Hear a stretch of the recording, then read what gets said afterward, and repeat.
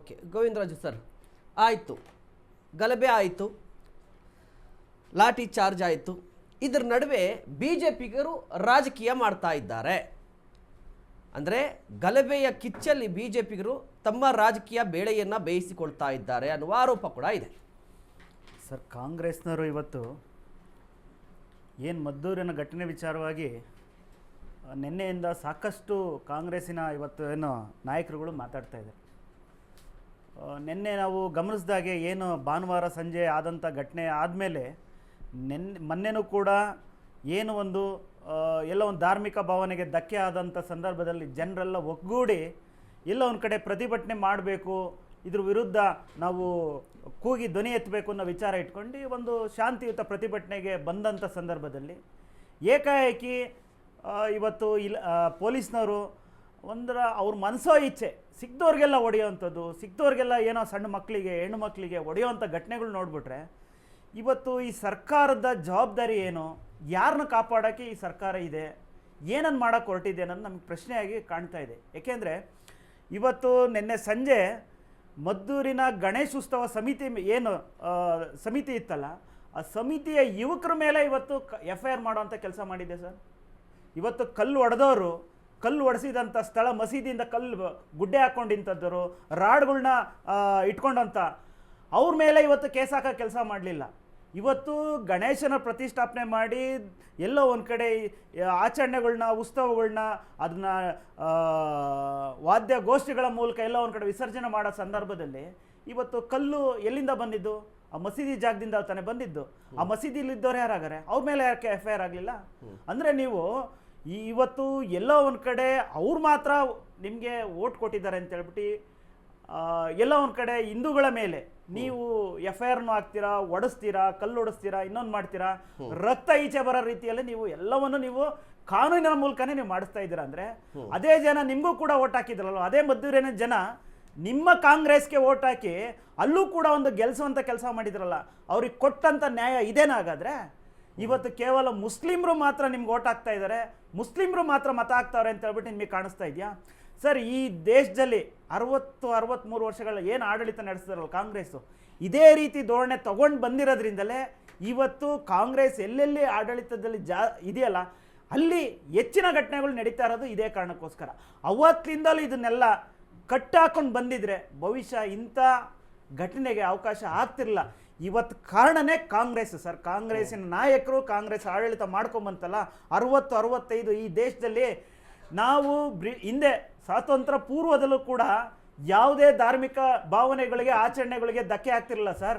ಬ್ರಿಟಿಷ್ನರು ಆಡಳಿತ ಮಾಡಿದ್ರು ಈ ದೇಶದಲ್ಲಿ, ಅವರು ಕೂಡ ಎಲ್ಲ ಒಂದ್ ಕಡೆ ಯಾವುದೇ ಒಂದು ಸ್ಥಳೀಯ ಆಚರಣೆಗಳಿಗೆ, ಸ್ಥಳೀಯ ಧಾರ್ಮಿಕ ಭಾವನೆಗಳಿಗೆ ಯಾವತ್ತೂ ಕೂಡ ಧಕ್ಕೆ ಆಗ್ಲಿ, ಒಡೆಯೋದಾಗ್ಲಿ, ಪೊಲೀಸ್ನ ಲಾಠಿ ರುಚಿ ಆಗ್ಲಿ ಖಂಡಿತವಾಗ್ಲೂ ತೋರಿಸಿರ್ಲಿಲ್ಲ. ಆದ್ರೆ ಇವತ್ತು ಕಾಂಗ್ರೆಸ್ ಸರ್ಕಾರ ಬಂದಾಗ್ಲಿಂದ ಯಾಕೋ ಗೊತ್ತಿಲ್ಲ, ಹಿಂದೂಗಳ ಭಾವನೆ, ಹಿಂದೂಗಳ ಧಾರ್ಮಿಕತೆಗೆ ಎಲ್ಲೋ ಒಂದ್ ಕಡೆ ಕಲ್ಲೊಡೆಯ ಕೆಲಸ ಸತತವಾಗಿ ಮಾಡ್ಕೊಂತ ಬಂದಿದೆ. ಅದೇ ರೀ ಇವತ್ತು ಕಾಂಗ್ರೆಸ್ಸಿನ ಶಾಸಕರು ಸರ್ ಭದ್ರಾವತಿಯಲ್ಲಿ ಅಲ್ಲ, ಆ ವಿಚಾರಕ್ಕೆ ಬರ್ತೀನಿ, ನಾವು ವೆಲ್ಕಮ್ ಮಾಡ್ಕೊಂಡು ಅವ್ರ ರಿಯಾಕ್ಷನ್ ತಗೊಳ್ಳೋಣ. ಕಾರ್ಯಕ್ರಮದಲ್ಲಿ ಕಾಂಗ್ರೆಸ್ನ ಮುಖಂಡರಾಗಿರುವಂತಹ ವಾಸುದೇವ್ ಮೂರ್ತಿ ಅವರು ಕೂಡ ಬಂದಿದ್ದಾರೆ. ಸರ್ ನಮಸ್ತೆ, ಕಾರ್ಯಕ್ರಮಕ್ಕೆ ಸ್ವಾಗತ. ಕೋಮು ಗಲಭೆಗಳಿಗೆ ಕಾಂಗ್ರೆಸ್ ನೇರ ಕಾರಣ, ಮದ್ದೂರಲ್ಲಿ ನಡೆದಂತಹ ಗಲಾಟೆಗೂ ಕೂಡ ಕಾಂಗ್ರೆಸ್ನ ಓಲೈಕೆ ರಾಜಕಾರಣ ಕಾರಣ. ಸರಿ, ಈಗ ನಮ್ಮ ನಾಯಕರಾದಂಥ ಹರಿಪ್ರಸಾದ್ ಅವರು ಕೂಡ ಒಂದು ಸ್ಟೇಟ್ಮೆಂಟ್ ಕೊಟ್ಟಿದ್ದಾರೆ. ಯಾವ್ಯಾವ ರೀತಿ ಪಾಕಿಸ್ತಾನ ಧ್ವಜ ಎಲ್ಲ ಹಾರಿಸಿದ್ರು, ಕಲ್ಲು ಯಾರ್ಯಾರು ದಾವಣಗೆರೆಯಲ್ಲಿ ಯಾರ್ಯಾರು ಕಲ್ಲು ಹೊಡೆದಿದ್ರು ಅದೆಲ್ಲ ಕೂಡ ಹೇಳಿ ಕೋಟ್ ಮಾಡಿ ಹೇಳಿದ್ದಾರೆ. ಒಂದು. ಎರಡನೇದು, ಇವತ್ತು ಅರೆಸ್ಟ್ ಮಾಡಿರೋವಂಥವ್ರನ್ನ ಅಲ್ಲಿ ಅರೆಸ್ಟ್ ಆಗಿರೋವಂಥವ್ರೆಲ್ಲ ಬೇರೆ ಜಿಲ್ಲೆಯವರು ಅಂತ ಕೂಡ ಹೇಳಿದ್ದಾರೆ. ಅವರು ಯಾರು ಅರೆಸ್ಟ್ ಆಗಿರೋರು? ಅರೆಸ್ಟ್ ಆಗಿದ್ದಾರೆ ಅಲ್ಲಿ, ಮುಸ್ಲಿಮ್ಸ್ ಆಗಿರ್ಬೋದು, ಹಿಂದೂಗಳಾಗಿರ್ಬೋದು, ಎಲ್ಲ ಆಗಿರೋರೆಲ್ಲ ಯಾರು ಗಲಭೆ ಸೃಷ್ಟಿ ಮಾಡಕ್ ಹೊರಟಿದ್ರು ಅಂಥವ್ರನ್ನ ಅರೆಸ್ಟ್ ಆಗಿದ್ದಾರೆ. ಈಗಾಗಲೇ ಸಾಕಷ್ಟು ಜನ ಅರೆಸ್ಟ್ ಆಗಿದ್ದಾರೆ.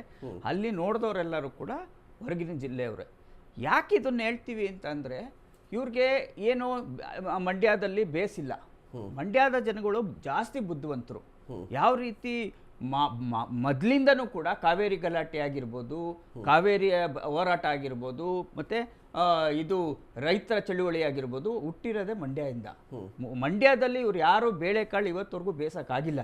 ಅಲ್ಲಿ ಯಾವುದೇ ಒಂದೇ ಒಂದು ಸಲ ಮಾತ್ರ ನಾರಾಯಣ್ ಗೌಡ್ರು BJPಯಿಂದ ಗೆದ್ದಿರೋದು ಬಿಟ್ಟರೆ, ಅದು ದಳದಿಂದ ಗೆದ್ದಿ ಮೋಸ ಮಾಡಿ ಹೋದ್ಮೇಲೆ ಅಲ್ಲೊಂದು ಸ್ಥಾನಮಾನಗಳನ್ನ ಏನೋ ಒಂದು ಗೆದ್ದಿದ್ರು ಬಿಟ್ರೆ ಅದು ಬಿಜೆಪಿ ವರ್ಚಸ್ ಅಲ್ಲ, ನಾರಾಯಣಗೌಡರು ವರ್ಚಸ್ಸದಿಂದ ಗೆದ್ದಿರೋದು. ಒಂದ್ ನಿಮಿಷ ಹೇಳೋರ್ಗು ಕೇಳಿ ಸ್ವಾಮಿ, ನಂಬಿ ಬಿಡ್ರಿ, ನಮ್ಗೆ ನೀವ್ ಹೇಳದ್ ಕೇಳುತ್ತಲ್ಲ, ನಾನು ಹೇಳದ್ ಬಿಡ್ರಿ. ನೋಡಿ ಹೇಳಿ, ಗಲಾಟೆ ಬಗ್ಗೆನೇ ಹೇಳ್ತಾ ಇರೋದು. ಇದೆಲ್ಲ ಸೇರಿಸಿ ಆಯ್ತು, ಗಲಾಟೆ ಬಗ್ಗೆ ಗಲಾಟೆ ಮಾಡಿ ಆಯ್ತು, ಕಲ್ಲು ಹೊಡೆದ್ರಲ್ಲ, ಗಲಾಟೆ ಬಗ್ಗೆನೇ ಬರ್ತಾ ಇದೀವಿ, ಗಲಾಟೆ ಬಗ್ಗೆನೇ ಬರ್ತಾ ಇದೀವಿ. ನೋಡಿ ಸರ್, ಇವ್ರಿಗೆ ಬೇಸ್ ಇಲ್ಲ, ಅಲ್ಲಿ ಬೇಸ್ ಸೃಷ್ಟಿ ಮಾಡಕ್ಕೋಸ್ಕರ ಇವ್ರು ಏನ್ ಬೇಕೋ ಬಿಜೆಪಿ ಅವರು ಪ್ರಯತ್ನ ಪಡ್ತಾ ಇದ್ದಾರೆ, ಆಗ್ತಾ ಇಲ್ಲ. ಒಂದು, ಈ ದೇಶದ ಪ್ರಧಾನಮಂತ್ರಿಗಳು ಯಾವುದೋ ಹೊರ ರಾಜ್ಯದ ಚುನಾವಣೆಯಲ್ಲಿ ನಾಗಮಂಗಲದಲ್ಲಿ ನಡೆದಂತ ಗಣೇಶ ಹಬ್ಬದ ಗಲಭೆಯನ್ನ ಬೇರೆ ರಾಜ್ಯದಲ್ಲಿ ಮಾತಾಡ್ತಾರೆ ಅಂದ್ರೆ ಇವರು ಯಾವ ರೀತಿ ಪ್ಲಾನ್ ಹಾಕೊಂಡು ಇವ್ರಿಗೆ ಕೇಂದ್ರ ಸರ್ಕಾರದಿಂದನೋ ಕೇಂದ್ರದ ಇವರ ಮಂತ್ರಿಗಳಿಂದನೋ ಯಾವ ತರ ಮೆಸೇಜ್ ಪಾಸ್ ಆಗ್ತಾ ಇದೆ ಅನ್ನೋದು ಇದು ಒಂದೇ ಉದಾಹರಣೆ. ನರೇಂದ್ರ ಮೋದಿ ಅವರು ಹೊರಗಡೆ ಯಾವುದೋ ರಾಜ್ಯದ ಚುನಾವಣೆಯಲ್ಲಿ ಇವರು ಗಣೇಶನ ನಾಗಮಂಗಲದಲ್ಲಿ ನಡೆದಂತ ಗಣೇಶ ಹಬ್ಬದ ವಿಷಯವನ್ನ ಹೊರ ರಾಜ್ಯದಲ್ಲಿ ಮಾತಾಡ್ತಾರೆ ಅಂದ್ರೆ ಇಲ್ಲಿಗೆ ನೀವೇ ಅರ್ಥ ಮಾಡ್ಕೊಳ್ಳಿ, ಮಂಡ್ಯದಲ್ಲಿ ಇವರು ಬೆಂಕಿ ಹಚ್ಚಕ್ಕೋಸ್ಕರನೇ ಇವರು ಪದೇ ಪದೇ ಪದೇ ಪದೇ ಸೃಷ್ಟಿ ಮಾಡ್ತಾ ಇರೋದು. ಇದು ತನಿಖೆ ಆಗಿರ್ಲಿಲ್ಲ ಅಂತ ಹೇಳಿದ್ರೆ ಎಲ್ಲೂ ಕೂಡ ಪ್ರಸ್ತಾಪ ಮಾಡ್ತಾ ಇರ್ಲಿಲ್ಲ, ಗಲಭೆ ಮಾಡಿರ್ಲಿಲ್ಲ ಅಂತ ಹೇಳಿ. ಗಲಭೆಗೆ ಕಾರಣ ನಿಮ್ಮ ಓಲೈಕೆ ಅನ್ನುವ ಆರೋಪ ಇದೆ. ಹಾಗಿದ್ರೆ ಪೊಲೀಸರು ಏನ್ ಕ್ರಮವನ್ನ ತೆಗೆದುಕೊಂಡಿದ್ರು?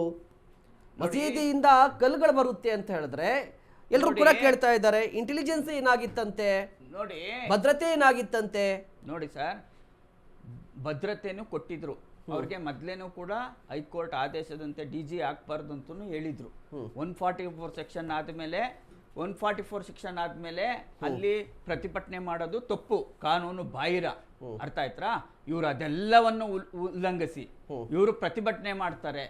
ಯಾವ ರೀತಿ ಪ್ರತಿಭಟನೆ ಮಾಡ್ತಾರೆ ಅಂದ್ರೆ, ಹರಿಪ್ರಸಾದ್ ಸಾಹೇಬ್ರು ಹೇಳ್ದಂಗೆ ಯಾರೋ ತಲೆ ಮೇಲೆ ಬಟ್ಟೆ ಇಲ್ದು ಇವತ್ತು ಯಾರು ಮಂತ್ರಿ ಮಕ್ಕಳು ಹೋಗಲ್ ಪ್ರತಿಭಟನೆ ಮಾಡಿಸಿದ್ರ?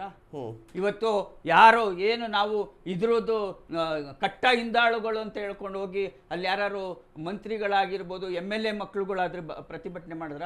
ಅಲ್ಲಿ ಪ್ರತಿಭಟನೆ ಮಾಡಿರೋರೆಲ್ಲರೂ ತಲೆ ಮೇಲೆ ಬಟ್ಟೆ ಇಲ್ದವರು, ಬಡತನ ಅವತ್ತಿನ ದಿನ ಕೂಲಿ ಉಟ್ಕೋಸ್ಕೊಂಡು ಅವತ್ತು ತಿನ್ನೋ ಅಂತವ್ರು ಹೋಗಿ ಇವತ್ತು ಪ್ರತಿಭಟನೆ ಮಾಡಿದ್ದಾರೆ. ಅದು ನಾ ಹೇಳ್ತೀವಿ ನೋಡಿ, ಕಲ್ಲೊಡ್ದವ್ರಿಗೂ ಕೂಡ ಶಿಕ್ಷೆ ಆಗೇ ಆಗತ್ತೆ.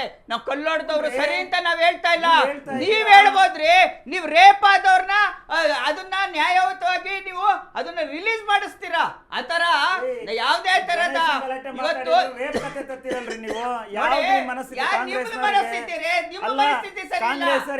ಬಿಜೆಪಿ ಜನ ನೆಮ್ಮದಿಯಾಗಿ ಅಂತ ಹೇಳ್ಬಿಡಿ ಕಾಂಗ್ರೆಸ್ನವ್ರಿಗೆ,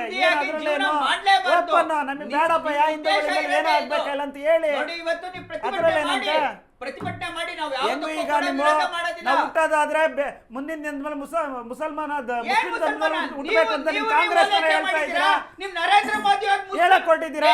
ನೀವು ಹೇಳ್ಬಿಡಿ, ನಾವು ಇವತ್ತಿಂದಲೇ ಎಲ್ಲ ಚೇಂಜ್ ಆಗ್ಬಿಡ್ತೀವಿ, ನಾವು ಕಾಂಗ್ರೆಸ್ ಎಲ್ಲ ನಾವು ಚೇಂಜ್ ಆಗ್ಬಿಡ್ತೀವಿ, ಮುಸ್ಲಿಮ್ರ ಹುಟ್ಟಕ್ ಪ್ಲಾನ್ ಮಾಡ್ಬಿಡ್ತೀವಿ. ಹಾಗಾದ್ರೆ ಏನ್ ತಪ್ಪೇನು?